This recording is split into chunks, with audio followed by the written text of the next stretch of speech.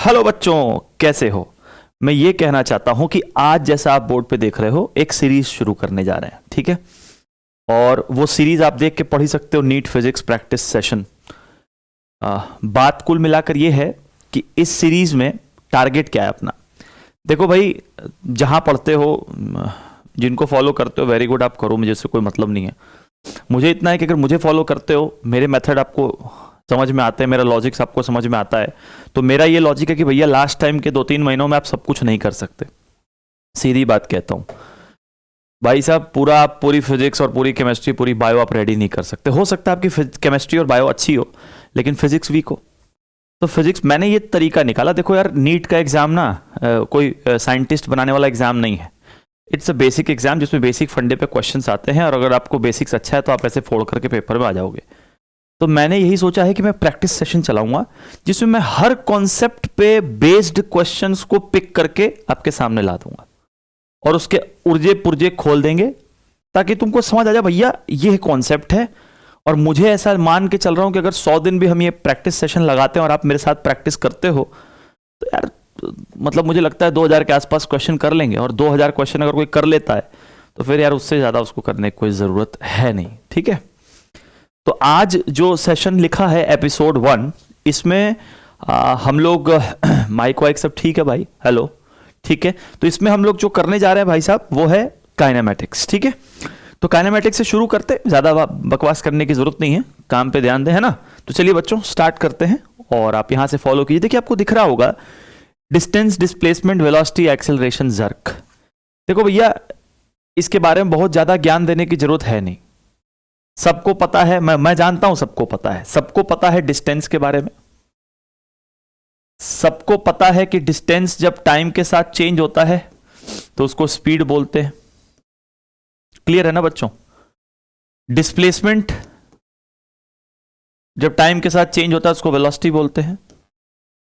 अच्छा बेटा, डिस्टेंस और डिस्प्लेसमेंट में क्या फर्क है? तो बड़ा बेहतरीन छोटा सा फर्क है कि डिस्टेंस एक स्केलर क्वांटिटी है।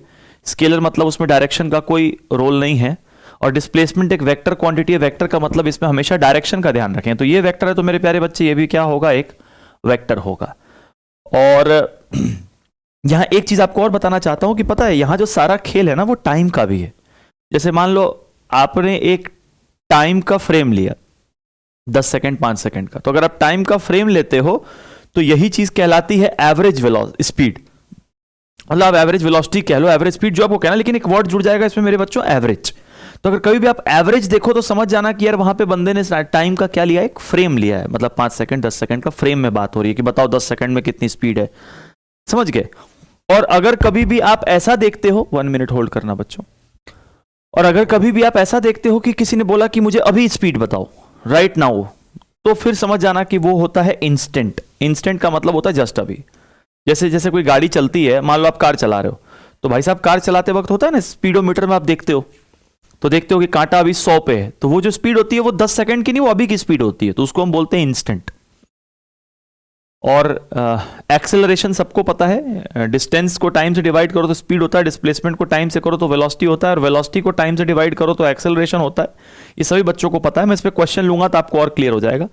हाँ, एक वर्ड शायद आपको नहीं पता हो बेटा, उसको हम बोलते हैं जर्क। तो कोई आपसे पूछे व्हाट इज जर्क, तो जर्क का मतलब होता है rate of change of acceleration with time, ठीक है। ये ध्यान रखना। बताओ इसका मतलब बताता हूं मैं। देखो, वेलोसिटी का चेंज होना है एक्सेलरेशन, ये दुनिया जानती है। लेकिन एक्सेलरेशन, जैसे आपने एक्सेलरेटर पकड़ रखा है गाड़ी का, और गाड़ी के एक्सेलरेटर को एक तेज करो, एक धीरे करो, तेज करो धीरे करो, तो क्या होता है बताओ? आप गाड़ी के एक्सेलरेशन को बढ़ा रहे हो और तुरंत धीरे कर देते हो, तो उससे देखा है गाड़ी पर झटका लगता है, तो झटका ही जर्क है। तो जर्क मतलब होता है DA/dt, ठीक है।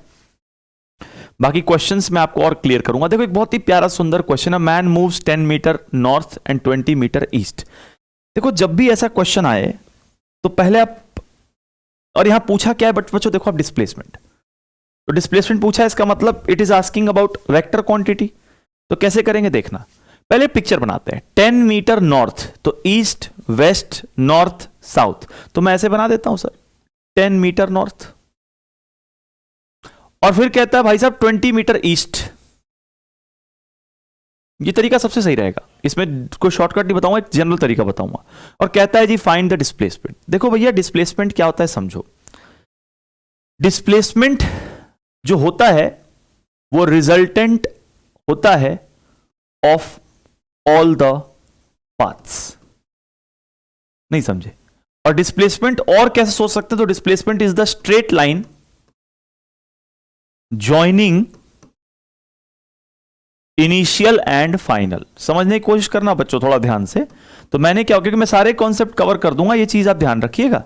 तो मैंने क्या बोला कि डिस्प्लेसमेंट के दो पहलू हैं, या तो आप सबका रिजल्टेंट निकाल लो जितना आपने चला है, या फिर आप एक काम करो कि स्ट्रेट लाइन ड्रॉ करो जो इनिशियल और फाइनल को जोड़ता है। जैसे यहां पर कई बच्चे कहेंगे सर यही वाला तरीका आसान है।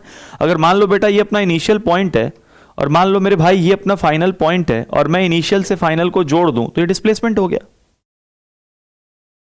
और ये डिस्प्लेसमेंट निकालने के लिए तो कॉमन सेंस से निकल जाएगा। देखो बेटा इसका लेंथ 10 है, इसका लेंथ 20 है, तो पाइथागोरस थ्योरम से आप बहुत ही आसानी से बता सकते हो कि पाइथागोरस थ्योरम से ये कितना होगा।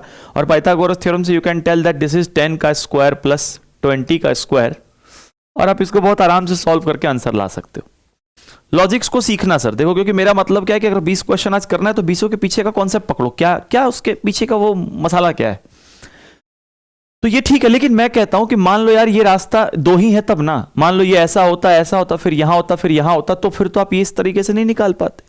सोच के देखो ना, यहां पे तो दो था तो तुमने ट्रायंगल बना लिया, और ट्रायंगल बना लिया तो तुमने पाइथागोरस से फटाक से निकाल लिया। लेकिन मान लो मैं ऐसा बोलता कि एक बंदा ऐसे गया, मान लो मैं ऐसा बोलता कि एक बंदा ऐसे गया और फिर ऐसे चला गया, तो ये एंगल कुछ और होता, तो ये एंगल कुछ और होता भाई, तो फिर आप ये नहीं निकाल पाते, नहीं आपको दिक्कत होती ना। समझ रहे हो मेरी बात को? डेफिनेशन तो वही है, लेकिन इस केस में पाइथागोरस थ्योरी लगा लेते हैं आप। तो मैं ये कहना चाहता हूं कि अगर ऐसा कभी भी सिचुएशन हो तो मेरा जो तरीका रहता है resultant of all the path. बताओ भैया ये पाथ कितना है, तो ये पाथ है 10 जे कैप प्लस, रिजल्टेंट है तो प्लस होगा, वो पाथ कितना है 20 आई कैप। मान लो यार उसके बाद एक बात मैं यहीं पे डिस्कस कर दूं, मान लो उसके बाद ऐसा कहता कि ये बंदा यहां से मैं इसी में चेंज कर देता हूं, चलिए पहले इसको पहले कर देता हूं। चलो, तो ये हो गया सर डिस्प्लेसमेंट वेक्टर। तो डिस्प्लेसमेंट वेक्टर कितना आया बच्चों? तो displacement vector is the resultant of this. और आपको पता है अगर कोई वेक्टर इस तरीके से लिखा हुआ है तो ये उसका रिजल्टेंट है, तो उसकी वैल्यू क्या होती है? तो वैल्यू का फॉर्मूला होता है रूट अंडर एक्स की वैल्यू का स्क्वायर प्लस वाई की वैल्यू का स्क्वायर प्लस जेड की वैल्यू का स्क्वायर, और इस तरीके से आपका आंसर आता है। मेरी बात को समझना सर, अगर कोई भी वेक्टर आई, देखो थोड़ा बहुत बेटा इसीलिए कह रहा हूं ना कि 20 क्वेश्चन को ड्रिल करना पड़ेगा तब जाके होगा, ऊपर ऊपर पढ़ने से नहीं होगा। अगर कोई वेक्टर आई जे और के फॉर्मेट में है तो उस केस में रिजल्टेंट की जो वैल्यू होती है रूट अंडर एक्स का स्क्वायर प्लस वाई वाली वैल्यू का स्क्वायर प्लस जेड नहीं है तो ठीक है, तो आंसर आपका सेम आएगा। मैं यहां पर एक चीज और अपनी ओर से ऐड कर दूं, मान लो मेरे भाई ये क्वेश्चन ऐसा होता कि एक बंदा यहां से 10 ऊपर गया, फिर मान लो यहां से कहता 20 आगे गया, और मान लो बेटा यहां से कहता कि 10 37 डिग्री पे गया। अब इस क्वेश्चन में आपका वो वाला फंडा फेल हो जाएगा जो आप लोग सोच रहे थे ना कि स्ट्रेट पाथ ज्वाइनिंग फलाना डिमकाना, वो यहां पे फंस जाओगे। क्यों फंस जाओगे मेरे भाई? क्योंकि अब यहां स्ट्रेट पाथ जोड़ो ना, क्या पाइथागोरस लगा लोगे? नहीं। तो यहां पर मेरा वाला फंडा कैसा काम करेगा? देखो सर ने कहा था displacement vector is the resultant of all, तो रिजल्टेंट का मतलब मेरे भाई ये 10 जे कैप है। वेल गुड, 10 जे कैप, वो कितना है बेटा 20 आई कैप है। और एक चीज और बताऊंगा, इसको आप आई जे के नहीं लिख सकते हो, क्यों? क्योंकि ना ये एक्स में है ना वाई में है और ना जेड में है। जेड जो होता है ना वो हमेशा प्लेन के बाहर होता है, ये ध्यान रखना, ठीक है। तो ऐसा जब ना ये एक्स में है कि इसको आई कैप लिख दे, ना ये वाई में है कि इसको जे कैप लिख दे, ना ये जेड में है कि इसको के कैप लिख दे, तो यहां पर इसके कंपोनेंट ब्रेक करो। और बेटा कंपोनेंट ब्रेक करना आप सबको आता होगा। दिस कंपोनेंट इज 10 cos 37, और मेरे बच्चों cos 37 की वैल्यू होती है 4/5, इसको प्लीज लर्न कर लो, बहुत इंपॉर्टेंट है, ठीक है। तो ये आ गया 8, और ये वाला जो कंपोनेंट होगा ये होगा बच्चों 10 sin 37, sin 37 होता है 3/5, तो अगर उस हिसाब से देखें तो ये हो जाता है मेरे भाई 6। तो बताओ बेटा इस वेक्टर के दो कंपोनेंट कौन कौन से हुए सर? ये हुए 8 आई कैप प्लस 6 जे कैप। तो ये आपको काम करना है, उसके बाद कुछ नहीं करना सर। आई वाले को आई वाले के साथ लिख दो 28 आई कैप, जे वाले को जे वाले के साथ लिख दो 16 जे कैप, ये आपका हो गया डिस्प्लेसमेंट वेक्टर।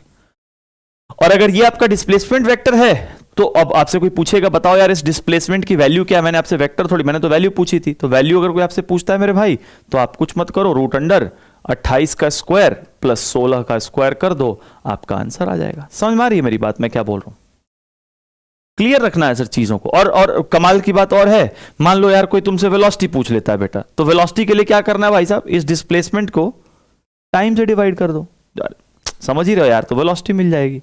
अगर टाइम का इंटरवल होगा तो उस वेलोसिटी को हम बोलते हैं एवरेज, और यहां पे इंटरवल ही तो होगा। एक बार बताओ, यहां से बंदा चला और चलते चलते यहां पहुंच गया, तो क्या वो एट अ टाइम में पहुंचेगा या उसको कुछ वक्त लगेगा? तो वक्त लगेगा। और जब मैंने कहा जब भी टाइम का एक गैप हो तो वहां पे हम हमेशा वर्ड यूज करते हैं एवरेज, तो ये एवरेज वेलोसिटी होगी।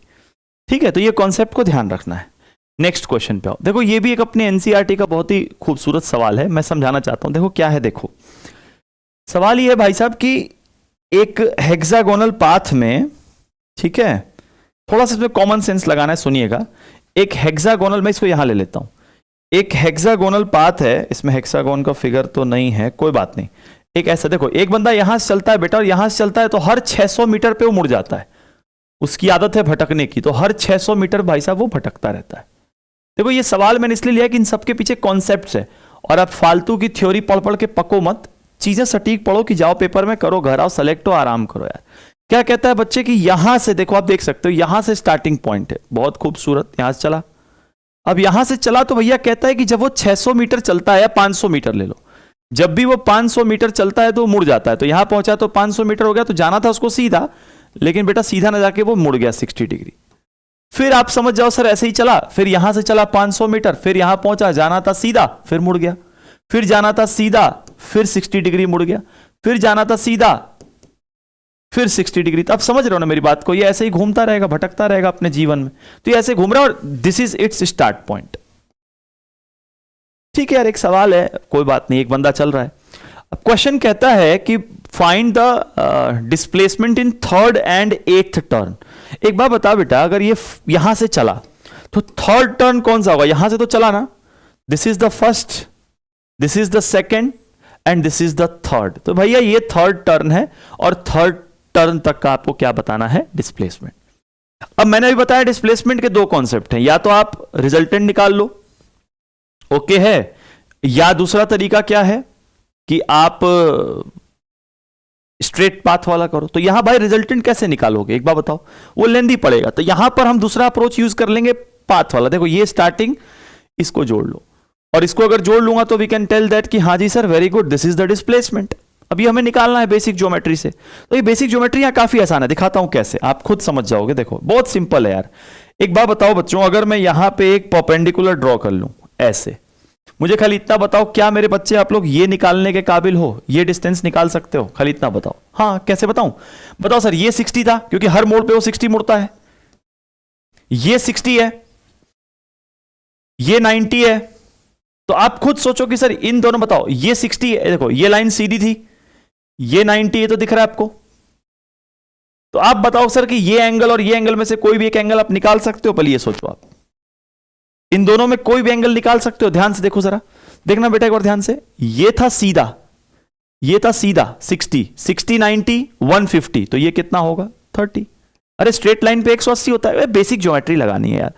अब बताओ भाई, ये 30 है, ये 500 है, ये x है मान लो, तो ये 30 के सामने परपेंडिकुलर हाइपोटेन्यूज, तो मैं बहुत प्यार से लिखूंगा sin 30 is equal to perpendicular upon hypotenuse. और बेटा sin 30 आपको पता है हाफ होता है, और बच्चे उतने समझदार हैं, इसको उड़ा देंगे, और x की वैल्यू कितनी आएगी मेरे प्यारे बच्चों? 250 मीटर।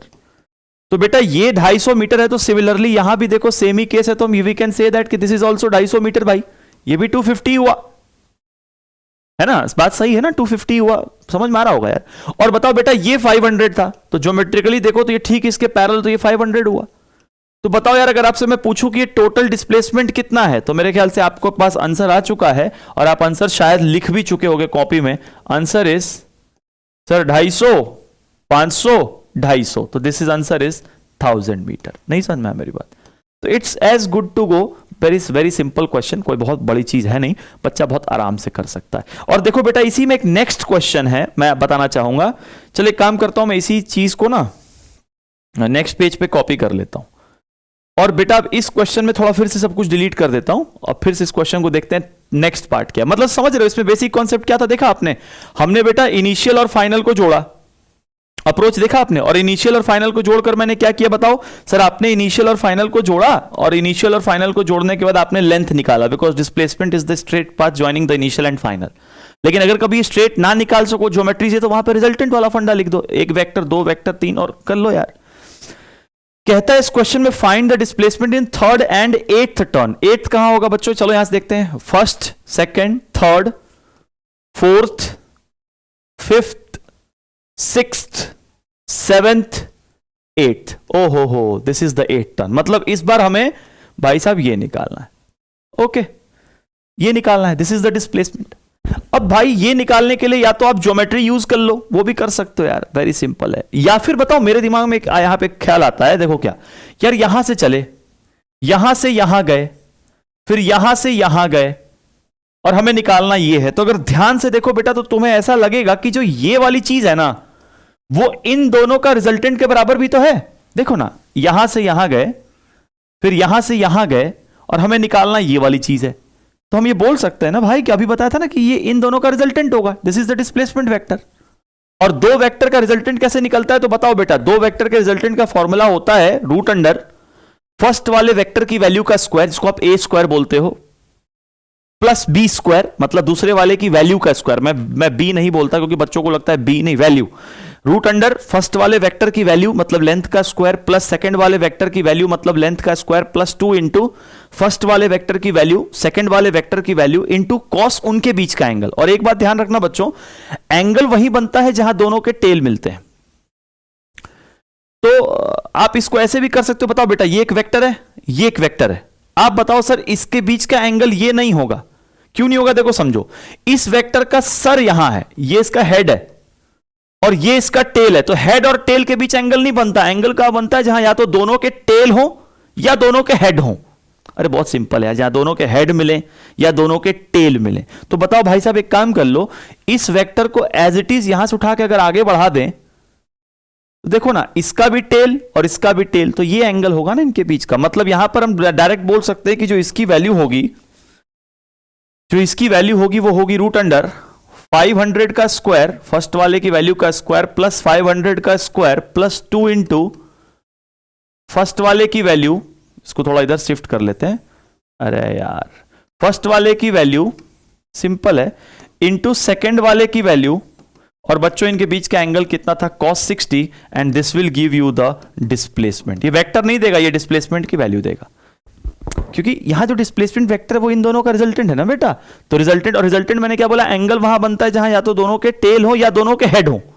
तो देखो ना, ध्यान से देखो, मैं बताता हूं, ये एक वेक्टर था और ये दूसरा वेक्टर था। अब ध्यान से देखो, थोड़ा ध्यान से देखो, मजा आ जाएगा। इसको ध्यान से देखो, इसका तो हेड है, टेल है, और इसका हेड है, तो ये एंगल नहीं हो सकता। एंगल तब बनेगा जब दोनों के या तो हेड मिले या दोनों के टेल। तो मैंने क्या किया कि मैंने इस वेक्टर को एज इट इज यहां से पकड़ के आगे शिफ्ट कर दिया, और मैंने बोला कि अच्छा जी, यहां ध्यान से देखो, मैंने इस वेक्टर को आगे शिफ्ट किया, तो ध्यान से देखो, यहां इसका भी टेल है, यहां इसका भी टेल है, मतलब दिस इज द एंगल। और ये एंगल कितना डिग्री था, 60, तो इसलिए मैंने दोनों के बीच का एंगल कितना लिया, 60 लिया। और अगर ध्यान से देखो तो इसको आप वैसे भी निकाल सकते हो मेरे भाई, अगर आप यहां से 90 डाल दो। 90 क्यों? क्योंकि 90 डालने से हमारे पास एक सुपर पावर क्या आती है बताओ, कि 90 अगर आप डालते हो तो आपके पास दो पावर आती हैं। पहला, आप पाइथागोरस लगा सकते हो, और दूसरा, अगर आप 90 डालते हो तो आप उसमें ट्रिग्नोमेट्री लगा सकते हो। तो 90 डाल दो। अब बताओ यार, ये 60 है, तो आप मैथमेटिक्स की मदद से अगर आप ये एंगल निकाल लो तो आप ये डिस्टेंस निकाल लोगे। फिर वैसे ही यहां पे जितना होगा ये होगा तो आप ऐसे भी निकाल लोगे। मतलब आपको बेसिकली समझ में आया मेरी बात क्या है, अप्रोच क्या है, आपको बिल्डअप हुआ। दिस इज द डिस्प्लेसमेंट, और कुछ नहीं है। और इन सभी सवालों में चूंकि पार्टिकल जब चल रहा है तो वो एक टाइम लेगा। जैसे मान लो यहां से चला तो थर्ड टर्न, एट टर्न, तो एक टाइम गैप होगा, और टाइम गैप होगा तो वी विल से दैट कि we are finding the average speed, average velocity. जो भी पूछेगा वो एवरेज कहलाएगा। Well and good. अब देखो, ये भी एक सवाल है, एवरेज स्पीड और velocity in 30 minutes and 40 minutes. ठीक है यार, एक क्वेश्चन को ध्यान से पहले देखो। कहता है भाई साहब, ये एक घर से बंदा चला दुकान की तरफ, ये होम है, और ये क्या है बच्चों, मार्केट है। यार बताओ, ये यहां से यहां कितनी दूरी था, 2.5 किलोमीटर, और वो गया है किस स्पीड से, आप देख सकते हो 5 की स्पीड से यहां गया, और जब वापिस आ रहा था तो किस स्पीड से आ रहा था, आप देखो 7.5 की स्पीड से। तो पूछा है फाइंड द एवरेज स्पीड और velocity in 30 minutes and 40 minutes. यार एक बात बताओ, मैं पहला सवाल पकड़ता हूं एवरेज स्पीड, ध्यान सुनना, एवरेज स्पीड और एवरेज स्पीड और एवरेज वेलोसिटी, ठीक है। जैसे ही मैंने लिखा एवरेज स्पीड या एवरेज वेलोसिटी, तो एवरेज का मतलब नीचे में टाइम का इंटरवल होगा। और बताओ बेटा, पहले प्रश्न में टाइम का इंटरवल दिया है 30 मिनट्स, जिसको हम बोल सकते हैं हाफ आवर। अगर घंटे में बोले तो हम बोल सकते हैं आधे घंटे में। तो हमें ये तो इंफॉर्मेशन क्वेश्चन में दे दिया कि भैया आपको आधे घंटे में बताना है उसकी एवरेज स्पीड क्या होगी या एवरेज वेलोसिटी क्या होगी। अब मेरा तुम लोगों से यह सवाल है कि टाइम तो दे दिया, तो आपको क्या पता करना है? आपको पता करना है कि इस आधे घंटे में वो कितना डिस्टेंस चलेगा, और यहां पता करना है कि इस आधे घंटे में वो कितना डिस्प्लेसमेंट चलेगा। As simple as that. तो एक बात बताओ बेटा, यार जाते वक्त इन भाई साहब की स्पीड थी 5 किलोमीटर पर आवर। तो सोच के देखो जरा कि अगर यार ये यहां से यहां जाएगा तो इसको कितना टाइम लगा होगा बेटा, सोचना जरा। 2.5 किलोमीटर डिवाइडेड बाई 5, ये डेसिमल हटेगा तो 50। यार ये हाफ आवर नहीं आया। मतलब अगर आप ध्यान से देखो तो ये तो पता चल रहा है, अरे यार मतलब आधे घंटे में ये बंदा होम से कहां पहुंच जाएगा, मार्केट। देखो ना, आधे घंटे में घर से मार्केट पहुंच रहा है ये, तो हो गया ना। तो आधे घंटे में यार ये यहां से यहां आ जाएगा। तो मतलब यार इसका डिस्टेंस भी 2.5 ही है और इसका डिस्प्लेसमेंट भी 2.5 ही है। तो ये डिवाइड कर लेना, तुम्हारा आंसर आ जाएगा। नहीं समझ में? और दोनों सेम क्यों? क्योंकि सर देखो यहां से जाके यहां रुक गया, तो जब हम सीधे रास्ते पर जाकर, जैसे मैं यहां से चला और मैं यहां से चलते चलते जाकर के यहां पे जाकर रुक गया, तो अगर मैं बिल्कुल ही स्ट्रेट चला हूं तो जो डिस्टेंस है वही डिस्प्लेसमेंट बन जाएगा। हाँ, लेकिन दूसरे पार्ट में देखो बेटा, यहां पे कह दिया है 40 मिनट्स।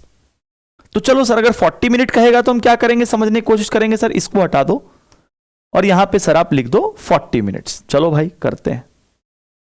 आप वीडियो देख के नोट कीजिएगा एक बार, सही रहेगा। यहां पे क्या लिख देते हैं बेटा हम लोग, 40 मिनट्स। क्योंकि देखो सर, मेरा मकसद क्या ना कि इसके नोट्स को तुम सेव करके नहीं सीख पाओगे फिजिक्स। मैं सीधी बात बता रहा हूं, नहीं कोई फायदा नहीं होगा। आप नोट सेव कर लो, कुछ भी नहीं होगा। अगर आप बिलीव करते हो तो आपको इतना टाइम देना पड़ेगा अगर आप किसी मेडिकल कॉलेज को सच में पाना चाहते हो। लोग ड्रीम तो देख लेते हैं, लेकिन लोग उसके लिए एफर्ट नहीं डालना चाहते, तो फिर भाई नहीं होगा। आपको एफर्ट डालना पड़ेगा, आपको ये चीजें अपने हाथ से लिखनी पड़ेंगी। बेटा 40 मिनट की बात है, तो एक बार बताओ गुरु, हमें ये तो पता चल गया कि 30 मिनट में तो भाई साहब वो बंदा यहां पहुंचेगा। ये तो कंफर्म है कि 30 मिनट में भैया यहां से चलता चलता चलता चलता चलता चलता चलता चलता चलता यहां पहुंच चुका होगा। लेकिन अब कहता है भैया मुझे 30 मिनट में नहीं, मुझे तो भाई साहब अब 40 मिनट का आंकड़ा बताओ। तो बेटा 30 मिनट के बाद मुझे पता है कि अगला 10 मिनट वो इधर ही चला होगा, ये गारंटी है, क्योंकि भाई अब यहां से वापस जाएगा। तो तुम, कोई बच्चा बता सकता है मुझे कि 10 मिनट का मतलब हो गया बेटा 1/6 आवर। तो कोई बता सकते हैं 1/6 आवर में ये कितना चला होगा, ये वाला डिस्टेंस कोई मुझे बता सकती है दूरी? हाँ जी सर बता सकते हैं। This will be distance is equal to speed, और देखो बेटा वापस लौटने की स्पीड है 7.5 इंटू 1/6 आवर में था ना, तो 75/10 इंटू 1/6 कितना आएगा बच्चों? 3 2 जा 6, 3 2 जा 6, 3 5 जा 15, तो 25/20, और ये और कटेगा अभी, 5 5 25, 5 चौके 20, 5/4 किलोमीटर। तो बताओ बेटा ये कितना जाएगा इधर मेरे भाई? 5/4 किलोमीटर। और 5/4 का मतलब हुआ लगभग 4 1 जा 4, 1.2 के आसपास ले लो, 1.2 ही ले लेता हूं मैं, ठीक है ना?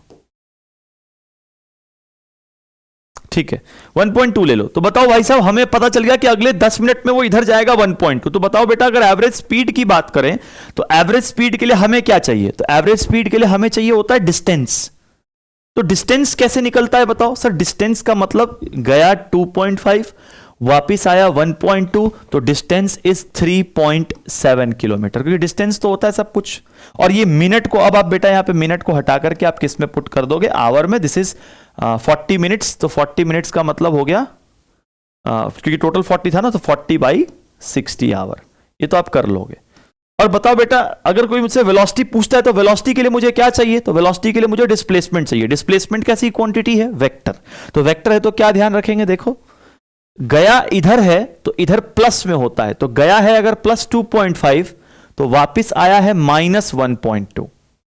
तो जो डिस्प्लेसमेंट होगा मेरे बच्चों वो कहलाएगा 2.5 माइनस 1.2 विच इज 1.3 बाई 40/60। क्या मेरी बात समझ में आ रही है? तो इस तरीके से आपका एवरेज वेलोसिटी और आपका एवरेज स्पीड भी निकल जाएगा। ठीक है जी, क्लियर है? चलिए अब देखो, ये भी एक बहुत ही प्यारा क्वेश्चन है। ये क्वेश्चन में देखो क्या है यार, 60 किलोमीटर की टोटल जर्नी है। ठीक है बेटा, टोटल जर्नी है 60 किलोमीटर की, और वो 60 किलोमीटर को ये भाई साहब दो पार्ट्स में चलते हैं। पहले 30 चलते हैं, फिर थोड़ा सेकंड्स के लिए रुके और फिर 30 चलते हैं। कहता भाई पहले 30 को ये 30 किलोमीटर पर आवर की स्पीड से चलते हैं, तो बताइए अगले 30 को ये कितनी स्पीड से चले ताकि इनका एवरेज स्पीड 40 आए। मैं कहूंगा हमेशा एकदम फंडामेंटली सोचो। फंडामेंटली दिखाता हूं क्या यार, जैसे ही तुमसे कोई बोले एवरेज स्पीड, तुमको बड़े ही प्यार से लिखना है एवरेज स्पीड का मतलब होता है total distance divided by time, as simple as that. भाई साहब यहां कहता है मुझे एवरेज स्पीड कितनी चाहिए, 40। टोटल डिस्टेंस कितना है यार, दिख रहा है 60 है, लेकिन टोटल टाइम कैसे निकालें? तो देखो बेटा, यहां पे जर्नी के दो पार्ट हैं, तो पहले इस पार्ट का टाइम क्या होगा बताओ, डिस्टेंस बाय स्पीड, और इस पार्ट का टाइम क्या होगा बताओ, डिस्टेंस बाय स्पीड। स्पीड कितना है, v, यही तो पूछा है ना। सिंपल, मैंने डायरेक्ट फॉर्मूला लगाया, एवरेज स्पीड होता है distance by time. Average speed मुझे 40 चाहिए, डिस्टेंस हमारा 60 है, और टाइम, तो यहां का टाइम जो है वो 30/30, यहां का टाइम जो है वो 30/v, as simple as that. यार इसके बाद बेसिक कैलकुलेशन है, ये मैं करने में इंटरेस्टेड नहीं हूं क्योंकि उतना टाइम नहीं है। 40 = 60 बाई, मेरे बच्चों यहां अगर मैं 30 कॉमन ले लूं ऊपर में, तो यहां नीचे बचेगा 1/30 प्लस 1/v, और आप कर लोगे यार इसको मैच। 30 2 = 60, 20 2 = 220, 40, फिर आप एलसीएम ले लोगे, 20 = ये हो जाएगा 30v, और ये हो जाएगा v प्लस, सॉरी 30v, ये 1 रहेगा ना, ये हो जाएगा 30v, और ये हो जाएगा मेरे बच्चों v प्लस 30, फिर ये चीज रेसिप्रोकेट होकर ऊपर जाएगा, तो हो जाएगा 20 = 30v/v प्लस 30। अब मेरे बच्चों आप इसको क्रॉस मल्टीप्लाई करके खुद आप इसका आंसर गेन कर लेना, समझ गए? मैं यहाँ पर इसलिए छोड़ रहा हूं कि क्रॉस मल्टीप्लिकेशन में टाइम जाएगा, हम क्वेश्चंस की संख्या को बढ़ाएंगे। समझो, देखो जो रियलिटी है मैं वो कह रहा हूं, और इन क्वेश्चंस के आपको नोट्स नहीं दूंगा मैं। देखो भैया, अगर क्यों नहीं दूंगा, कारण है, आप नोट्स के पीडीएफ सेव करके, मैं कहता हूं आप कहीं और पढ़ के खुश हो, आप पढ़ो, यू कैन, मुझे कोई दिक्कत नहीं है। मुझे इतना दिक्कत है कि जो मेरे को यहां देख रहा है वो मुझे फॉलो करो, ट्रस्ट के साथ फॉलो करो, रिजल्ट लाओ और मुझे रिजल्ट दिखाओ कि सर देखो ये आपसे पढ़ के रिजल्ट आया, तो ही कुछ फायदा है, नहीं तो सर फिर तो क्या ही है, बकवास करने में तो कोई क्या ही जाता है। देखो सर यहां पे लिखा है x = 18t + 5t²। बहुत अच्छा, पहले इस लाइन को समझो क्या है। यहां x का मतलब है डिस्टेंस या डिस्प्लेसमेंट या पोजीशन, और यहां पोजीशन जो है वो टाइम के साथ क्या हो रहा है, चेंज। बहुत खूबसूरत, मतलब यहां पर चीजें, पोजीशन जो है वो टाइम के साथ चेंज हो रहा है। Very good.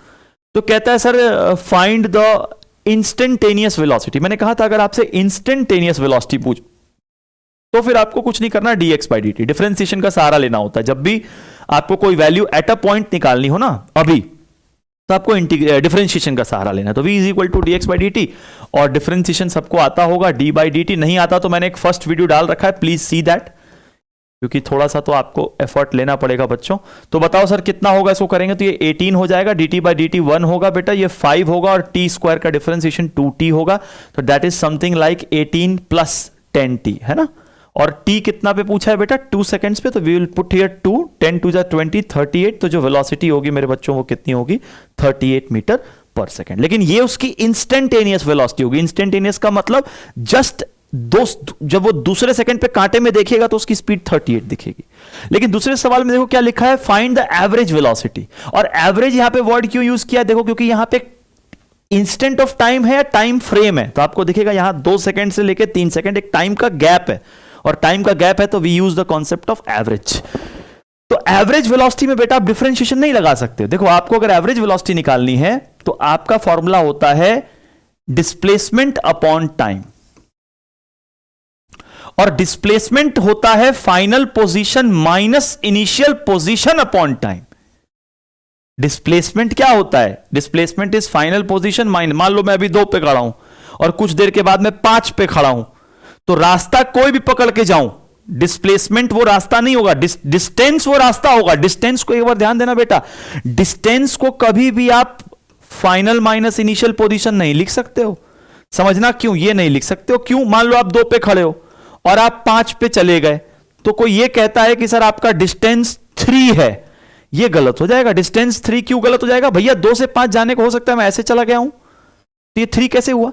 लेकिन अगर कोई बोलता है डिस्प्लेसमेंट 3 है, डिस्प्लेसमेंट इज 3 इज करेक्ट। क्यों? क्योंकि सर डिस्प्लेसमेंट का मतलब होता है कैसे भी जाओ मुझे तो लेना स्ट्रेट पाथ है, तो 2 से 5 के बीच का जो स्ट्रेट पाथ होगा वो तो 3 ही होगा। तो यहां चूंकि वेलोसिटी है तो वी नीड डिस्प्लेसमेंट, डिस्प्लेसमेंट होता है final position minus initial position. बताओ बेटा फाइनल पोजीशन हमें कब चाहिए? 3 सेकंड पे, और इनिशियल पोजीशन कब चाहिए? 2 सेकंड पे। तो बताओ 3 सेकंड पे जो पोजीशन होगी वो कितनी होगी बेटा? 18 इंटू 3 प्लस 5 इंटू 3 का square, this is the position at 3 second. और दूसरे सेकंड पे कितना होगा? 18 इंटू 2 प्लस 5 इंटू 2 का स्क्वायर। होपफुली आप समझ रहे होगे मेरी बात को। एंड डिवाइडेड बाई टाइम जो है वो कितना है मेरे बच्चों? 1 सेकंड का गैप है, क्योंकि 2 से 3 सेकंड में जाओगे तो गैप है। इसको आप सॉल्व करते होगा तो 54 plus 45 minus 36 minus 20 divided by 1। सही है ना सर?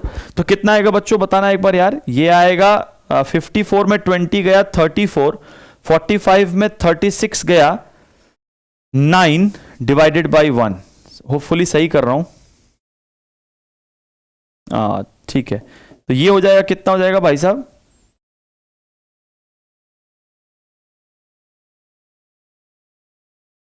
26 आ रहा है क्या? नहीं 25 आएगा शायद। कहीं कुछ गलत तो नहीं किया? देख लेना। नहीं गलत तो नहीं किया होगा यार, एक बार देख लेता हूं मैं। ये आपका हो गया 99 और ये हो गया आपका 56।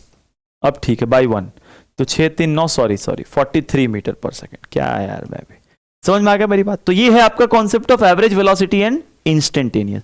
और थर्ड यार पूछा है इंस्टेंट, देखो यहां पे वर्ड जोड़ दिया बेटा इंस्टेंट एक्सेलरेशन। तो इंस्टेंट एक्सेलरेशन कैसे निकलेगा? आपकी जो भी वेलोसिटी आई है, देखो वेलोसिटी ये है, अब ये नहीं कि तुम ये ले लेना और इसको डिफरेंशिएट कर देना। Velocity is actually 18 plus 10t, ये आपकी वेलोसिटी है, और ये वेलोसिटी हर वक्त बदल रही है। 3 सेकंड पे ये इतनी है। तो एक्सेलरेशन अगर पूछेगा तो आप इसी वेलोसिटी को टाइम से डिवाइड कर दोगे। और कोई आपसे पूछेगा आपने डीवी बाई dt क्यों लगाया? क्योंकि हमसे जो एक्सेलरेशन पूछ रहा है वो इंस्टेंट पूछ रहा है। इंस्टेंट मतलब हमसे बोलता है किसी एक पॉइंट पर बताओ एक्सेलरेशन कितना होगा, तो इंस्टेंट एक्सेलरेशन पूछा इसलिए हमने डीवी बाई dt किया। ठीक है, गुड। ये देखो ये 3 तरह के क्वेश्चन है, इसको थोड़ा सा मैं चर्चा करना चाहूंगा, ध्यान सुनना। और ये क्वेश्चंस बहुत ही रेलिवेंट हैं, मतलब एग्जाम पॉइंट ऑफ व्यू से बहुत ही ज्यादा पेपर में पूछा जाता है। देखो यार पहला क्वेश्चन क्या है समझो, x is equal to t square minus 2t। मैं यहां लिखना चाहूंगा x is equal to t square minus 2t, और कहता है फाइंड द डिस्प्लेसमेंट भी बतानी है और डिस्टेंस भी बतानी है इन 3 सेकेंड। देखो मैं एक चीज बताना चाहूंगा, समझना मेरी बात को। मान लो भाई तुम 2 से चले और तुम 5 पे पहुंचे। मेरे को सारे बच्चे जो पढ़ने वाले बच्चे हैं वो फॉलो करो, और जो फॉलो करो मेरे हर बात को मानो, तो रिजल्ट कैसे नहीं आएगा मैं भी देखता हूं ना। इतने दिन पढ़ाते हो गए आएगा, लेकिन बच्चे बात फॉलो नहीं करते हैं सर। ठीक है, तो फॉलो कीजिए और सबसे कम एफर्ट में रिजल्ट आएगा। मैं आपको फिर बता रहा हूं, सबसे कम एफर्ट में रिजल्ट आएगा। देखो भाई कहता हूं ना कि भाई केवल जोश भरी बातों से काम नहीं होगा, है समझ रहे हो ना? तो बिल्कुल लिमिटेड पढ़ना है, आपको कुछ नहीं करना। आपको इसके बाद आपको केवल प्रीवियस ईयर लगाना है, और इतना करने से आपके 120 130 प्लस पक्के हैं। तो इतना तो लाओ भाई, क्योंकि टाइम कम है। अब लास्ट के 3 महीने में 2 साल की तैयारी नहीं कर सकते। It is a 2 years process ना, गवर्नमेंट 2 साल देती है, पूरा 11th पूरा 12th, और हमें अभी मिले हैं 3 महीने। तो 3 महीने में हम 120 अगर क्रॉस कर लेते हैं, इट्स अ वेरी गुड भाई, बहुत अच्छा है। देखो बेटा होता क्या समझो, अगर मैं 2 से 5 गया, किसी ने कहा आपका पोजीशन 2 था और आपका पोजीशन अब 5 है, तो 2 से 5 गया तो डिस्प्लेसमेंट होगा 3। अभी बताया था मैं कि displacement is the straight path. लेकिन 2 से 5 गया तो डिस्टेंस हम नहीं बोल सकते क्या होगा, क्योंकि 2 से 5 यहां 2 है यहां 5 है, लेकिन जाने के रास्ते तो कई हो सकते हैं ना। तो यहां पर क्या कॉन्सेप्ट है समझो। देखो जब भी ऐसा कोई सवाल आए ना कि डिस्टेंस और डिस्प्लेसमेंट दोनों पूछा जाए, तो एक बात बताओ बेटा, मान लो कोई पार्टिकल यहां से 2 मीटर जाके रुक जाए और यहां पे रुक जाए, तो अगर कोई पार्टिकल केवल सीधा जाके रुक जाए तो ये 2 मीटर ही उसका डिस्टेंस भी होगा और यही 2 मीटर उसका डिस्प्लेसमेंट भी होगा, क्योंकि सर सीधा चला है। लेकिन मान लो यार अगर कोई पार्टिकल सीधा चले और मुड़ जाए ऐसे, और कोई बोले सर 2 मीटर ऐसे चला था और 1 मीटर मुड़ने के बाद चला और यहां जाकर के रुका, तो कहानी में थोड़ा ट्विस्ट आ गया। और मेरे ख्याल से आपने पकड़ भी लिया होगा यहां पे क्या ट्विस्ट है कि सर इसमें डिस्टेंस तो 3 होगा, क्योंकि 2 इधर और 1 इधर, तो 3 मीटर चला, लेकिन डिस्प्लेसमेंट ये 2 प्लस में होगा तो ये -1 होगा, तो displacement is +2 -1 which is 1 metre. तो यहां भी वही सवाल है कि जब भी ऐसा कोई क्वेश्चन आए जिसमें दोनों चीजें पूछी हो, तो सबसे पहले आपको वेलोसिटी निकालनी, और वेलोसिटी होगा मेरे बच्चों dx/dt, और dx/dt अगर मैं करता हूं तो ये हो जाएगा 2t। अब ये नहीं समझाऊंगा कैसे आता है, -2, दिस इज वेलोसिटी। और आपको ये देखना है कि उसकी वेलोसिटी 0 कब हो रही है। बताओ बेटा वेलोसिटी 0 कब होगी? वेलोसिटी 0 इसकी होगी सर, वेलोसिटी को 0 के बराबर रखो, 2t = 2 रखो। आप देखो ध्यान से, बहुत कमाल का आंसर आ रहा है, t = 1 सेकेंड। मतलब ये आपको दिख रहा है कि जब 1 सेकेंड पे पहुंचेगा तो उसकी वेलोसिटी 0 हो जाएगी। 1 सेकेंड पर वेलोसिटी 0 हो जाएगी, इसका मतलब समझो। और हमें पूछा है डिस्प्लेसमेंट इन 3 सेकेंड्स, मतलब सर यहां पर हमें बात समझ में आई कि सर वो बंदा जब चलेगा ना तो वो चला होगा, 1 सेकेंड के बाद उसकी वेलोसिटी 0 हो गई होगी, और 0 होने के बाद वापस मुड़ के चला होगा। और अगले कितने, हमें 3 सेकेंड तक पूछा है, तो मुड़ने के बाद अभी हमें और 2 सेकेंड की बात करनी। और हमें पता चल चुका है चूंकि ये बंदा रेस्ट में आया है 1 सेकेंड पे, तो समझना बेटा एक बॉल को आप ऊपर फेंकते हो, कई बच्चे ये भी पूछते हैं कि सर इसको रेस्ट में आया तो वापिस ही क्यों आया, आगे क्यों नहीं गया। एक बात बताओ, अगर आप एक बॉल को ऊपर फेंकते हो, बॉल ऊपर जाते जाते जाते जाते जहां रेस्ट में आती है उसके बाद वो ऊपर जाती है कि नीचे आती है, डायरेक्शन चेंज हो जाता है। तो यहां भी बॉल अगर जाते जाते जाते जाते 1 सेकेंड पे रुक गई तो रुकने के बाद वापिस आ जाएगा। तो एक बात बताओ यार, यहां पर 0 था टाइम, तो 0 सेकेंड पे पोजीशन कैसे निकालोगे? 0 पुट करो, 0 0। अच्छा, तो 0 जब सेकेंड था तो पोजीशन उसका क्या था मेरे बच्चों? 0 मीटर। 1 सेकेंड के बाद पोजीशन बताओ क्या होगा? तो यहां 1 पुट कर लेते हैं, 1 का स्क्वायर 1 -2, तो -1 मीटर। चलो इसको ढंग से बना दूंगा। और दूसरे, सॉरी यहां पर आ गए तो बताओ बेटा यहां पर आने का मतलब कितना टाइम बीत चुका है? 3 सेकेंड। तो तीसरे सेकेंड पे कितना होगा बताओ? 3 का स्क्वायर 9 -6, 3 मीटर। तो मतलब ये बंदा ढंग से बनाता हूं, 0 पे था, शुरू में 0 पे था, फिर -1 पे गया, और -1 से मुड़ के जो फाइनल पोजीशन था वो 3 मीटर था। क्या ये चेक करो तो क्या ये सही है? क्या यही है? क्या यही कहने की कोशिश हो रही है? हां जी, 0 पे था, -1 पे गया, और -1 से फिर आ गया 3 पे। बात सही है बेटा। अब आप बताओ सर ये पाथ कितना है? तो ये पाथ है 1 मीटर। अरे माइनस तो कोऑर्डिनेट है ना यार, कितना चला, और ये -1 है और ये 3 है, तो ये कितना बताइए? -1 से 3, तो ये हुआ 4 मीटर। मेरी बात समझो, बताओ सर ये 4 ये 1, तो आपका डिस्प्लेसमेंट कितना होगा ये बताइए? तो डिस्प्लेसमेंट होगा सर इधर वाला प्लस में होगा, इधर वाला माइनस में, तो 4 प्लस में 1 माइनस में, 4 - 1 = 3 मीटर। लेकिन कोई आपसे पूछे कि आपका डिस्टेंस कितना होगा, तो डिस्टेंस आपका सर सब कुछ ऐड होता है, distance is a scalar quantity, तो ये 1 और ये 4, ये कितना होगा? 5 मीटर। मैं आपको एक बार और समझा देता हूं, देखो सुनो। जब भी ऐसा कोई क्वेश्चन आए तो सबसे पहले आपको यह चेक करना है कि कहीं उसकी बीच में वेलोसिटी 0 तो नहीं हो गई, क्योंकि अगर बेटा वेलोसिटी 0 हो जाती है तो वो पार्टिकल वहां रुकने के बाद वापस रिटर्न हो जाता है, और जब वो पार्टिकल रुकने के बाद रिटर्न हो जाएगा तो डिस्टेंस अलग आएगा और डिस्प्लेसमेंट अलग आएगा। तो हमने सबसे पहले चेक किया कि इस पार्टिकल की वेलोसिटी 0 कब होती है, तो हमें उत्तर मिला 1 सेकेंड पे। तो हमें जवाब मिल गया कि 1 सेकेंड पे इसकी वेलोसिटी 0 हो जाती है। तो मैंने क्या किया कि मैंने सबसे पहले यहां पे पता चल गया कि 0 पे चला, तो मैंने 0 सेकेंड पे पहले पोजीशन पता किया, फिर 1 सेकेंड पे रुका तो मैंने 1 सेकेंड पे पोजीशन पता किया, और मैंने एक बार फाइनली 3 सेकेंड है तो मैंने 3 सेकेंड पे उसका पोजीशन पता किया। बताओ बेटा 0 सेकेंड पे पोजीशन कितना था? 0 मीटर पे, ये था -1 मीटर पे, और 3 सेकेंड पे पता चलेगा तो 3 की पावर 3 9 - 6 3 मीटर पे, है ना। मैं देख लेता हूं एक बार, 3 मीटर पे। तो ये डिस्टेंस नहीं है बच्चों, ये उसका पोजीशन है।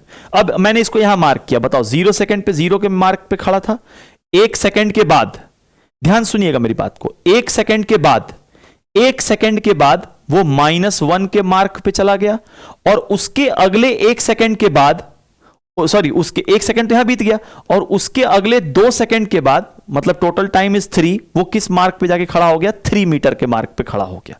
क्लियर है? मेरी बात समझ में आ रही है सर? ये मैंने पिक्चर प्लॉट कर लिया। मुझे किसी ने कहा सर बताओ डिस्टेंस कितना, तो मैंने बोला यार बताओ 0 से -1 दिस इज 1 मीटर, और -1 से 3 मीटर का मतलब हुआ दिस इज 4 मीटर। तो ये 1 ये 4, तो डिस्टेंस इज 5, लेकिन डिस्प्लेसमेंट कोई पूछेगा तो ये +4 ये -1, तो दिस इज 3।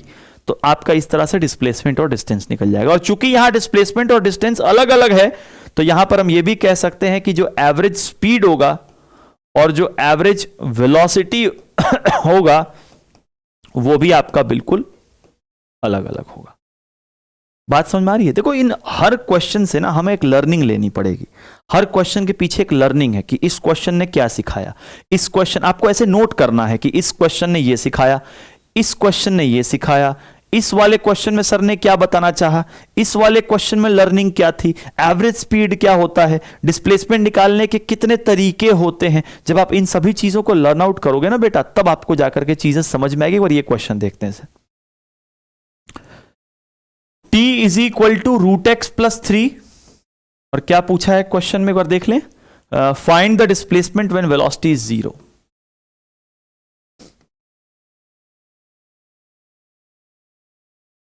चलो पहले मेरी बात आपको समझ में आई मैं क्या बोल रहा हूं, कि हर देखो अभी जो सेशन चलेगा उसमें हमें हर क्वेश्चन से एक लर्निंग लेनी है।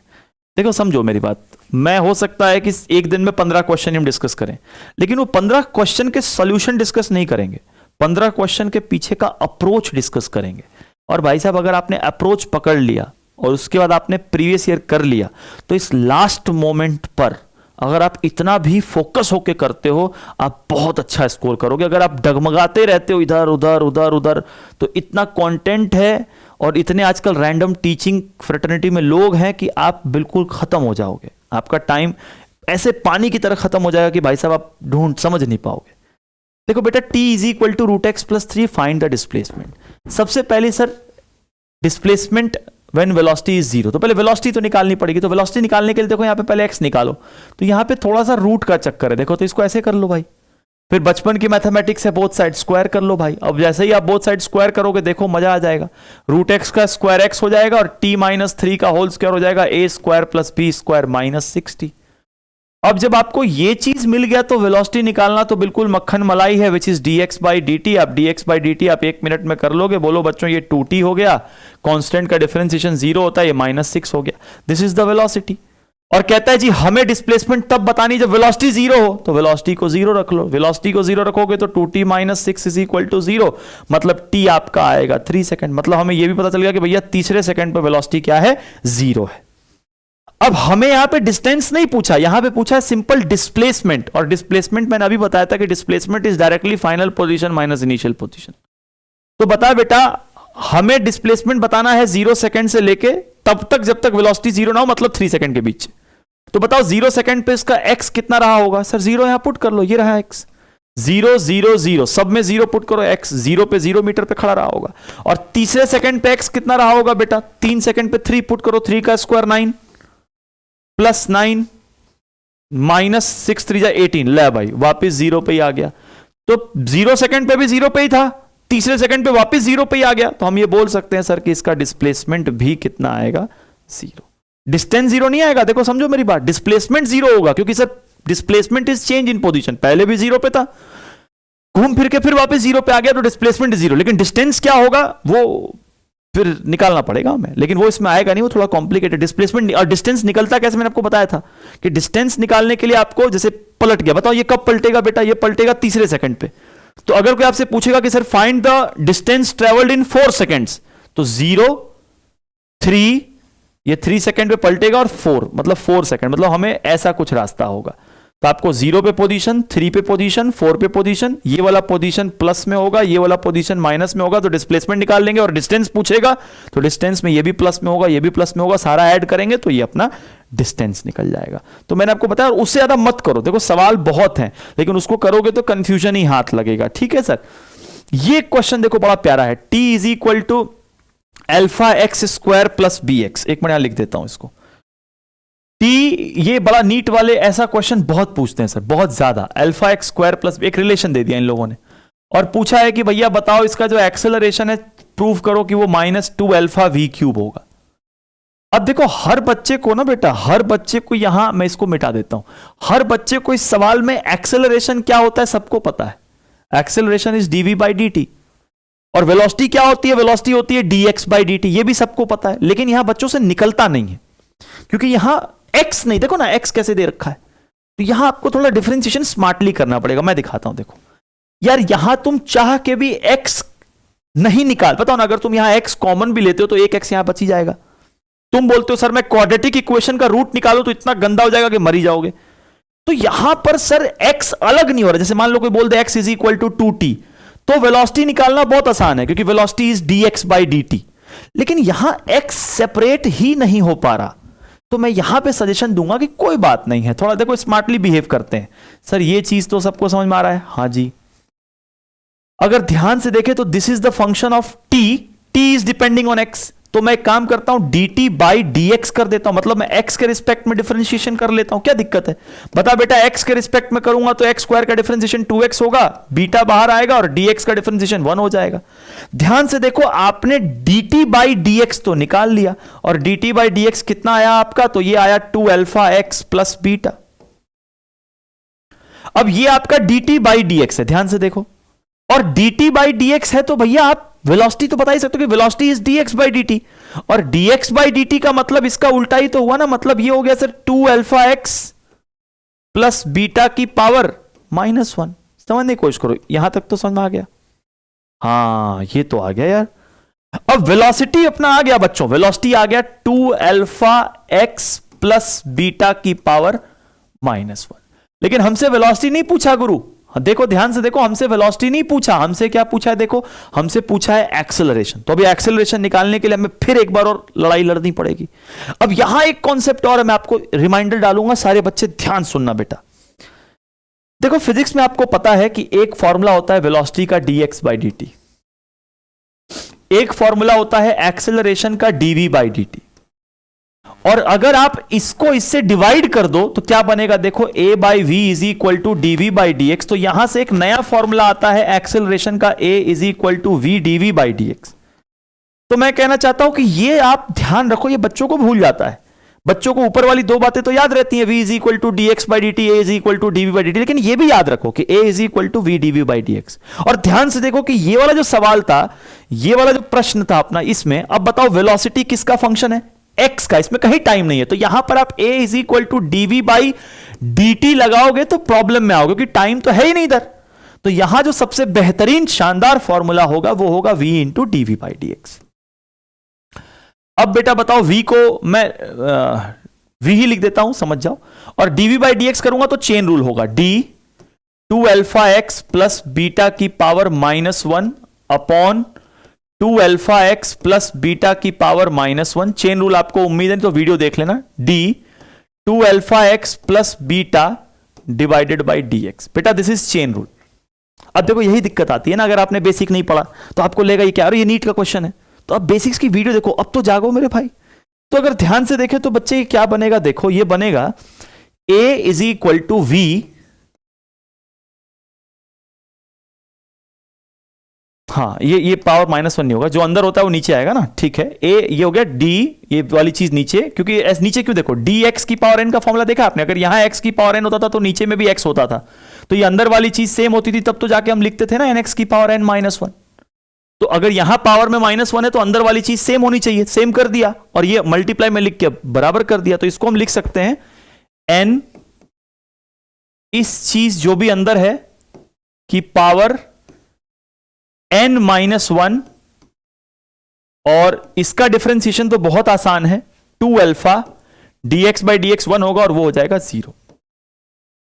तो अगर आप ध्यान से देखो बेटा तो आपका आंसर शायद आ गया है, a is equal to -2 alpha, ये तो v है, और ये चीज को ध्यान से देखो बेटा, v आपका ये था, तो यहां -2 है, तो इसका अगर स्क्वायर कर दे तो ये v स्क्वायर ही तो हो गया ना। ये वाली चीज जो है, ध्यान से देखो, अगर ये आपका v है तो अगर आप v का स्क्वायर करोगे तो यहां -2 नहीं हो जाएगा, मतलब अगर -2 है तो दिस इज v स्क्वायर। तो यहां पे ध्यान से देखो तो ये -2 ही तो था, तो ये v स्क्वायर हो गया। तो ध्यान से देखो तो a की वैल्यू कितनी आई, -2 अल्फा v क्यूब आया। नहीं समझ में आया मेरी बात? दिस इज योर a, तो प्रूव हो गया। तो इसमें क्या लर्निंग देखा आपने कि भैया हमें हमेशा क्या ध्यान होता है कि अगर वेलोसिटी है तो हमेशा हम लोग उसको dx by dt लिखते हैं।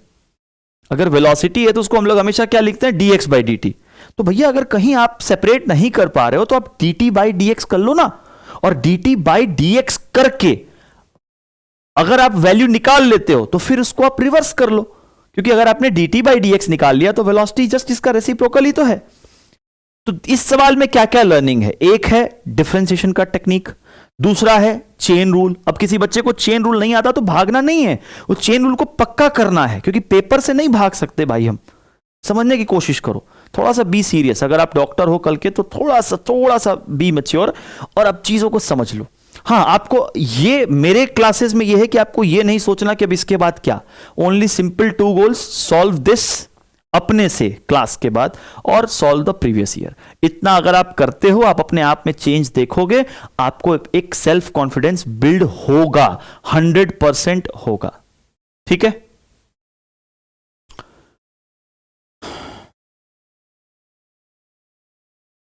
ये एक सवाल देखो, ये भी बड़ा खूबसूरत क्वेश्चन है। क्वेश्चन क्या है देखो, ये एवरेज एक्सेलरेशन पे बेस्ड क्वेश्चन है।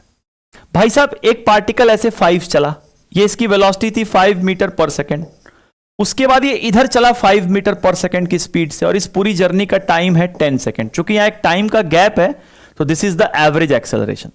अब बच्चे इसमें बिल्कुल ही परेशान, जब पहली बार, क्योंकि बच्चों के कॉन्सेप्ट पे वर्क नहीं है ना, वो केवल क्वेश्चन के सोल्यूशन देखते हैं। भैया अगर आपसे यहां कहता है एवरेज एक्सेलरेशन, तो पहले आप बड़े प्यार से लिखो कि एवरेज एक्सेलरेशन इज व्हाट। तो एवरेज एक्सेलरेशन एक वेक्टर क्वांटिटी है। अब ये वेक्टर पे भी लोग ध्यान नहीं देंगे, ये वेक्टर है, इसकी इंपॉर्टेंस है। तो एक्सेलरेशन, बच्चे कहते हैं a is equal to d v by d t, acceleration is equal to delta v, ऐसा नहीं चलेगा। चीजें प्रॉपर लिखो ना, acceleration vector is equal to delta v. Delta v means final vector velocity का minus initial vector divided by time. और मुझे यहां कैसे पता चला कि वेक्टर का फॉर्मूला सोचना है, क्योंकि वेक्टर का एक्चुअली यूज कब होता है, आप खुद सोचो। वेक्टर का यूज तब होता है बेटा जब डायरेक्शंस की बात होती है। तो यहां आपको दिख रहा है कि कुछ देर तक बंदा एक्स में चला है, फिर वाई में चला है, तो डायरेक्शन इज चेंजिंग। और अगर आपको यह चीज पता है तो ये सवाल में भैया आपको कौन रोक लेता, बताओ आप। ये इसकी इनिशियल वेलोसिटी है और ये फाइनल है। फाइनल वेलोसिटी को क्या मेरे प्यारे बच्चों 5j कैप नहीं लिख सकते, और इनिशियल वेलोसिटी को क्या हम लोग 5i कैप नहीं लिख सकते, और क्या डिवाइडेड बाई 10 नहीं कर सकते। हाँ, ये आपका एक्सेलरेशन वेक्टर है। अगर आपसे कोई बोले नहीं मुझे तो एक्सेलरेशन की वैल्यू बताओ, तो आप यहां भी मॉड लगा दो। और मैं आपको तब से पढ़ा रहा हूं, कोई भी चीज अगर आई, जे और के फॉर्मेट में हो तो उसकी वैल्यू होती है रूट अंडर एक्स वाली वैल्यू -5 का स्क्वायर 25, वाई वाली वैल्यू का स्क्वायर 25, और जेड नहीं है तो छोड़ दो उस चीज को। लेकिन ये तभी लगता है जब वेक्टर्स आई, जे और के रूप में हो। और 90 में से अगर 90 क्वेश्चन आएंगे उसमें से 85 में आई, जे, के ही होता है बॉस। तो रूट अंडर एक्स की वैल्यू का स्क्वायर प्लस वाई की वैल्यू का स्क्वायर प्लस जेड की वैल्यू का स्क्वायर डिवाइडेड बाई 10। तो मेरे बच्चों ये हो गया √50 डिवाइडेड बाई 10, और √50 कितना होगा 5√2 डिवाइडेड बाई 10। तो ये 5 2 10 जाएगा और ये हो जाएगा 1/√2 मीटर पर second square. As simple as that. और वीडियोस को देखना, और जैसा लगे जो कुछ सजेशंस हो आप नीचे कमेंट बॉक्स में देना, कि थोड़ी उससे मोटिवेशन आती है कि कितने बच्चे, सीधे को मुझे इससे मोटिवेशन नहीं आता कि कितने बच्चे वीडियोस को देखें। मेरे को है कि जितने बच्चे देखें, पूरा भारत देखे और अच्छी बात है, लेकिन मैं जेन्युइन कंटेंट पे बिलीव करूंगा, जेन्युइन काम पे बिलीव करूंगा। यहां आपको वो खुश करने वाला काम नहीं है कि 30 डेज में 120 लाइए और कुछ भी पढ़िए और आउट ऑफ सिलेबस, नहीं। तो हाँ, लेकिन आपको कमेंट करना, इससे थोड़ा मोटिवेशन बना रहता है कि हाँ भाई बच्चे देख रहे हैं, बच्चे फॉलो कर रहे हैं। तो जब बच्चा करता है तो टीचर की भी थोड़ी मोटिवेशन रहती है, चलो यार कुछ बच्चों की लाइफ में कंट्रीब्यूट हम भी कर लेंगे, है ना। फिर आपके कोई बच्चे जो नीड में है आप उनको शेयर करो। अगर आपको जेन्युइनली अच्छा लगे तो करो, नहीं लगे तो कोई ऐसा नहीं है कि मतलब, क्योंकि मैं ये कहना वहना नहीं चाहता। अब सुनो भैया, ये तो समझ के, अब यहां कोई पूछता है sir what is the direction of average acceleration, फिर लोग फंस जाते हैं, क्योंकि फिर वही कॉन्सेप्ट पता, डायरेक्शन कैसे होगा। तो आपको दिख रहा है कि सर जो एवरेज एक्सेलरेशन था वो था आपका 5j - 5i, तो मेरे बंधु एक बात बताओ, 5j माइनस 5i का, और बाई 10 था, ये 10 तो चलो स्केलर है ना, इसकी बात करो। ये इसका मतलब क्या होता है? इसका मतलब होता है इसका और इसका रिजल्टेंट। किसका किसका? 5j और माइनस 5i का रिजल्टेंट। तो 5j ये रहा, और 5i नहीं है, माइनस 5i है। तो माइनस 5i तो ये हुआ ना भाई, और इसका रिजल्टेंट इधर ही होगा। सबको पता है ट्रायंगल रूल से, इसका रिजल्टेंट इधर ही होगा। और अगर ये इसका रिजल्टेंट है तो this is the direction of acceleration, मतलब इसका जो एक्सेलरेशन वेक्टर है वो इस तरफ होगा। मैं ये सवाल जब भी बच्चों से पूछता हूं, बच्चों का जवाब होता है सर एक्सेलरेशन इधर होगा, क्योंकि इन दोनों का रिजल्टेंट। अरे acceleration is not the resultant of, क्या acceleration v final plus v initial upon time होता है? ऐसा नहीं होता ना। एक्सेलरेशन जो होता है वो v final minus v initial upon time होता है, मतलब v फाइनल और v इनिशियल का उल्टा, इन दोनों का रिजल्टेंट होता है एक्सेलरेशन। तो एक्सेलरेशन आपका उस तरफ होगा। मेरी बात समझ में आ रही है सर आपको? अब देखो ये भी सवाल बिल्कुल ही प्लेन है यार। देखो क्या है, समझो, एक्सेलरेशन दे गया तो acceleration is dv by dt और is equal to 3t square plus 2t। तो ये प्रोसेस, ये जो सवाल है ना, ये रिवर्स में चलेगा। रिवर्स कैसे सर? एक्सेलरेशन ये होता है, अब आप dv को इधर रख दो सर, और बाकी चीजों को उधर भगा के इंटीग्रेट कर लो सर। ठीक है, इंटीग्रेट क्यों करना है भाई साहब? अगर इंटीग्रेट में कांस्टेंट बाहर लोगे सर, बताओ, dv का इंटीग्रेशन v हो जाएगा, t स्क्वायर dt का इंटीग्रेशन t क्यूब बाई 3 हो जाएगा, और t dt का इंटीग्रेशन t स्क्वायर बाई 2 हो जाएगा। तो ध्यान से देखा जाए बेटा, तो v जो आएगा वो आपका कितना आएगा? t cube plus t square. Hopefully सही कर रहा हूं। अब आपसे v ने आपसे पूछा है x, तो आप v को लिखोगे dx by dt is equal to t cube plus t square. फिर रेसिप्रोकल में चलो, तो जो dx होगा वो होगा t cube dt plus t square dt, और फिर आप यहां इसको इंटीग्रेट करो, तो जो आपका x आएगा वो आएगा t की पावर 4/4, और ये आएगा t की पावर 3/3। प्लस में यहां कांस्टेंट होता है, लेकिन उसको आप छोड़ दो, आपका ये आंसर होगा। आप इसको मैच, और आपसे कहता है सर एट 2 सेकेंड, 2 पुट कर दो, तो x इज इक्वल टू 2 की पावर 4 16/4 प्लस 8/3। कैलकुलेशन भाई आप करते रहना, लॉजिक समझ में आया। तो ये एक सवाल था जो रिवर्स प्रोसेस पे था। रिवर्स मतलब डिस्प्लेसमेंट को डिफरेंशिएट करते हैं तो वेलोसिटी, वेलोसिटी को डिफरेंशिएट करते हैं तो एक्सेलरेशन। यहां पे एक्सेलरेशन को इंटीग्रेट किया तो वेलोसिटी, वेलोसिटी को इंटीग्रेट किया तो डिस्प्लेसमेंट। तो ये भी एक पहलू आपको ध्यान होना चाहिए। अब यहां भी देखो एक चीज है, देखो x दे रखा है, फाइंड द पोजीशन। ठीक है, पहले मैं देखता हूं। वेलोसिटी इज मैक्सिमम, मैंने ये अपने बेसिक्स के लेक्चर में पढ़ा रखा है बेटा, कि कोई भी चीज फिजिक्स में अगर आपको बोलता है मैक्सिमम या मिनिमम, तो उसका मतलब होता है कि उसका रेट ऑफ चेंज, आप ऐसे समझ लो, कोई भी चीज मैक्सिमम या मिनिमम होगा तो उसका मतलब होता है उसका डिफरेंशिएशन 0 होगा। As simple as that. आपको जानना है क्यों होगा, तो आप बेसिक्स वाली वीडियो देखो। तो एक बात बताओ यार, x तो दे रखा है, लेकिन कहता है मुझे x तब बताओ जब इसकी वेलोसिटी मैक्सिमम हो। तो पहले वेलोसिटी निकाल लेते हैं। वेलोसिटी तो निकालना मेरे बच्चों को आता है dx बाई dt, तो ये हो जाएगा 9, और ये हो जाएगा t क्यूब बाई, नहीं सॉरी 9, और t स्क्वायर का डिफरेंशिएशन होता है 2t और माइनस 3t स्क्वायर। तो मेरे बच्चों ये आ जाएगा 18t minus 3t square. This is your velocity. लेकिन हमें कहता है भैया हमें उस वक्त की बात करनी है जब वेलोसिटी मैक्सिमम है। तो हमें पता है कि सर अगर वेलोसिटी मैक्सिमम होगा ना, तो उस वक्त dv बाई dt जो है वो 0 हो जाएगा, और dv बाई dt 0 होने का मतलब, इसको डिफरेंशिएट करो टाइम के साथ, ये 18 हो जाएगा, ये हो जाएगा 60, और ये हो जाएगा 0। तो अगर इसको हम सॉल्व करेंगे तो टाइम आएगा 3 सेकेंड। तो जब भी बेटा, ये कॉन्सेप्ट है, ये आपके कॉन्सेप्ट हो गया, इसको आपको ध्यान रखना है कि अच्छा आज के बाद जब भी बोलेगा कोई क्वांटिटी इज मैक्सिमम और मिनिमम फिजिक्स में, तो उसका डिफरेंशिएशन 0 कर देना है। तो हमें कहता है वेलोसिटी मैक्सिमम कब होगी, तो dv बाई dt जब 0 होगा। 0 किया तो पता चला, मतलब 3 सेकंड वो टाइम है जब वेलोसिटी मैक्सिमम होगी। तो 3 सेकंड पे हमें पोजीशन बताना है, तो कुछ नहीं करेंगे, यहां पे टाइम की जगह 3 पुट कर लो, 9 इंटू 3 का स्क्वायर माइनस 3 का क्यूब। कैलकुलेशन मैटर नहीं करता मेरे लिए, क्योंकि आप कैलकुलेशन तो आप भी कर लोगे सर, और आप इसको सॉल्व कर लेना, आपका आंसर आ जाएगा। ठीक है भाई। अब ये भी देखो एक क्वेश्चन नीट में था, सब क्वेश्चन देख रहे हो आप, एक फंडामेंटल पे मैं पहले क्वेश्चन आ जाए। आज मैं काइनेमेटिक्स की बेसिक चीजें कवर करना चाह रहा था। एक्सेलरेशन दे रखा, अब देखो यहां पे नीट वालों ने क्या किया कि एक्सेलरेशन को ए बोलते हैं, लेकिन इन्होंने यहां पे एफ नॉट लिखा। अब कई बच्चे पहली बार इस क्वेश्चन को देख के ना इंटरप्रेट ही नहीं कर पाए कि है क्या। जैसे पहली बार जब पढ़े ना, देखो भाई टीचर के लिए कहना बहुत आसान होता है, यहां पे कहना बहुत आसान होता है, रे क्या है, नहीं, ये जब पहली बार एग्जाम हॉल में बच्चा पढ़ता है तो मिसलीड हो जाता है कि यार ये एफ क्या है। तो ये थोड़ा आपको पढ़ना पड़ेगा कि एक्सेलरेशन इज एफ, मतलब ये आपका सिंपली एक एक्सेलरेशन है, इसको आप एक्सेलरेशन, ये कांस्टेंट है, ये भी कांस्टेंट है, मतलब बेसिकली ये एफ कोई रॉकेट साइंस नहीं है, एफ ए है, लेकिन इन्होंने कहा है कि नहीं हम ए ना लिख करके तुमको पागल बनाने के लिए उसको एफ लिखेंगे। तो लिख लो भाई तुम्हारे को अगर अच्छा लग रहा है तो, लेकिन मैं इसको थोड़ी देर के लिए ए लिख लेता हूं भाई, ए दे रखा है। और कहता है भैया कि जब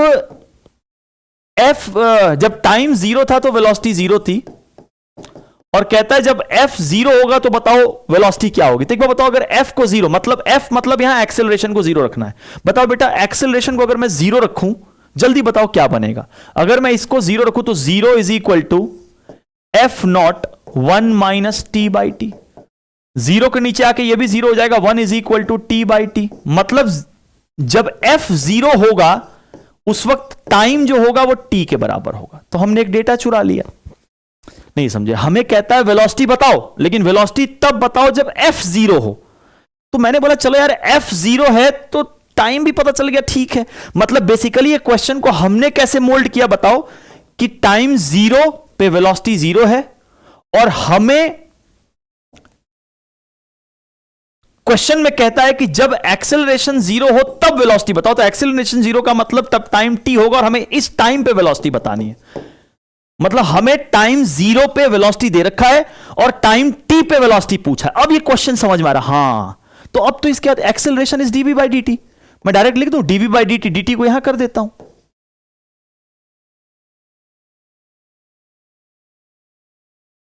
उम्मीद आप समझ रहे होगे ना, dt को उधर भजा दिया ना, एफ नॉट dt और F not by T T dt, both side integrate का साइन। बताओ बेटा टाइम जब जीरो था तो वेलोसिटी जीरो थी, और टाइम जब t हुआ तो हमें वेलोसिटी निकालना, यही तो क्वेश्चन है। देखो ध्यान से देखो तो क्वेश्चन यही है। तो बताओ बेटा dv का इंटीग्रेशन क्या होगा, v minus zero, F not, और dt का इंटीग्रेशन आपको पता है t upper limit minus lower limit, कर लेंगे बच्चे, एफ नॉट बाई टी, बताओ बेटा टी डी टी क्या होगा, टी स्क्वायर बाई टू, तो ये हो जाएगा capital T square by two minus zero. तो मेरे ख्याल से अगर बच्चे सॉल्व करें तो v is equal to f naught t minus t से टी कटेगा तो f naught t by two, और अगर इसको सॉल्व करके देखें मेरे बच्चों तो f naught t by two metre पर सेकेंड इज द आंसर। ये नीट का आया हुआ क्वेश्चन है, तो इस क्वेश्चन से आपको लर्निंग चुरानी, ये नहीं कि इसको प्रैक्टिस। लर्निंग क्या है सोचो, इसमें लर्निंग ये था कि पहले तो वर्ड प्ले किया यहां पे, दूसरा क्या है कि हमें टाइम जीरो पे तो बोल दिया कि वेलोसिटी जीरो है, लेकिन वेलोसिटी निकालना कब है वो टाइम नहीं बताया। नहीं समझे मेरी बात को? अरे भैया तुम अगर इंटीग्रेट कर रहे हो तो कोई वेरिएबल तो एक ही होगा, जैसे बताओ यहां पे अगर इंटीग्रेट करोगे तो इंटीग्रेट किसके किसके बीच में है, वेलोसिटी और टाइम। तो टाइम का डेटा के साथ वेलोसिटी निकालनी है, तो हमें यहां पर टाइम नहीं, हमें कहता है भैया हमें वेलोसिटी तब बताओ जब एक्सेलरेशन जीरो है। अब एक्सेलरेशन जीरो है, यहां पे तो एक्सेलरेशन है ही नहीं कहीं, तो हमने एक्सेलरेशन को जीरो रख के टाइम निकाला, मतलब एक्सेलरेशन जीरो होगा टाइम जब टी होगा। तो हम ये कह सकते हैं कि हमसे टी टाइम पर ही तो वेलोसिटी पूछा है, तो हमने टाइम को टी रखा और उस वक्त वेलोसिटी को निकाला। तो ये इस तरह से जब क्वेश्चंस को आप एनालिसिस करोगे ना कि ये क्वेश्चंस में क्या पूछ रहा है, ये टॉपिक अगली क्लास में करेंगे। यहां तक तो अभी तक हमने क्या कवर किया, बेसिक काइनेमेटिक्स की जितनी होती है, डिस्टेंस, डिस्प्लेसमेंट, वेलोसिटी, जर्क के बारे में बताया। जर्क पे क्वेश्चन अगर आएगा तो डायरेक्ट आएगा, बस वहां आपसे सीधा बोलेगा फाइंड द जर्क, तो जर्क का मतलब आपको डीए बाई डी करना है, तो ये चीज कर लोगे। यहां के बाद अब हम डिस्कशन करेंगे क्वेश्चंस के थ्रू। मेरे इस सीरीज का मकसद यही है, क्योंकि देखो इतना टाइम नहीं है कि आप पढ़ो फिर कॉन्सेप्ट नहीं, क्वेश्चंस पिक करेंगे उस टॉपिक पर रेलिवेंट 10-15 क्वेश्चंस पर डे, और 15 क्वेश्चंस की पूरी एनालिसिस करेंगे। उसके बाद आप घर जाओगे और आप भी अपनी ओर से एफर्ट करो बच्चों, इसको प्रैक्टिस करो, क्योंकि सिलेक्शन अगर चाहिए तो मैं आपको बताता हूं, अगर आप अभी एक वीक स्टूडेंट हो तो रियली टाइम कम है भाई, जादू नहीं होगा। मैंने बहुत बच्चों के रिजल्ट देखे हैं, हाँ, लेकिन जादू तब होगा जब आज से भी आप अपने बिहेवियर को बदलोगे। अगर आप बिहेवियर अभी भी वही अपना रखोगे स्ट्रिक्ट की, भाई साहब मैं तो लेट के ही पढ़ूंगा, भाई मुझे तो पीडीएफ ही चाहिए, भाई साहब सिलेक्शन नहीं होगा। आप गलत प्लेटफॉर्म पे हो, कहीं और जाके पढ़ो, कोई दिक्कत नहीं, बस यहां वही बच्चे पढ़ो जो को लगता है कि कंटेंट में दम है, तो फिर फॉलो करो। ठीक है बच्चों, और प्रीवियस ईयर इसके बाद लगानी है। आपको बस 2 काम करना, उसी को जितनी बार कर सको, जैसे इसको और प्रीवियस ईयर को 2 बार, 4 बार, 6 बार, 8, जितनी बार लगाओ। मैं प्रॉमिस करता हूं 120 130 प्लस आएगा। जब आएगा तो मुझे मैसेज करके बताना। तो ठीक है सर, आप देखो, कमेंट करो इसमें क्या प्लस माइनस है, कैसा लगा ये आइडिया, कैसा चलेगा, क्वेश्चंस का डिस्कशन कैसा लगा आपको। फिर और जो होगा देखेंगे, कुछ इंप्रूवमेंट होगी तो करेंगे। आप बताइएगा। तब तक टेक केयर, बाय बाय, और आप पढ़िए और फिर मिलते हैं अगले लेक्चर में।